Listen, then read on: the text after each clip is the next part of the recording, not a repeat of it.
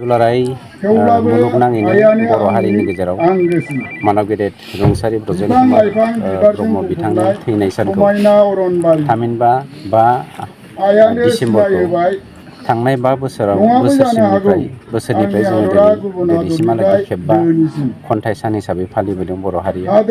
बेनि गुबै थांखियानो जादों खन्थाइनि गेजेरजों जेरै ब्रजेन कुमार ब्रह्म बिथां मानव गेदेरा जोंनि बर' हारिखौ सिबिनाय थुनलाइनि फोथाराव बर' हारिया जे मोनसे गोजाम मोनसे हारि बेखौ फोरमान होबोदों आरो बिथाङा सासे गोगोम दैदेनगिरिमोन बा खन्थाइगिरिमोन बा सुंद' सल'गिरिमोन बा लिरगिरिमोन।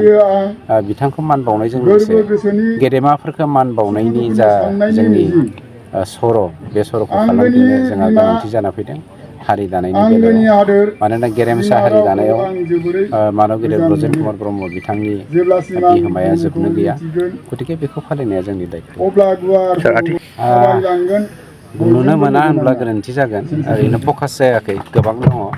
मानोना जोंनि जा गोदान लिरगिरिफोर गोजाम लिरगिरिफोरजों लोगोसे लिरफानायखौ जों गोबां जायगायाव नुनो मोनदों। गतिके थुनलाइनि आयदायाव थुनलाइनि फोथारावहाय जोंनि मानसिफ्रा हार्ड कपिखौ फरायनाय बा लेखा फरायनाय सर'आ एसे खम जाबोनायखाय दिनै थुनलाइनि फोथाराव जोंनि मानसिया जे गोहोम दङ बेखौ जों एसे होनो गोब्राब जादों।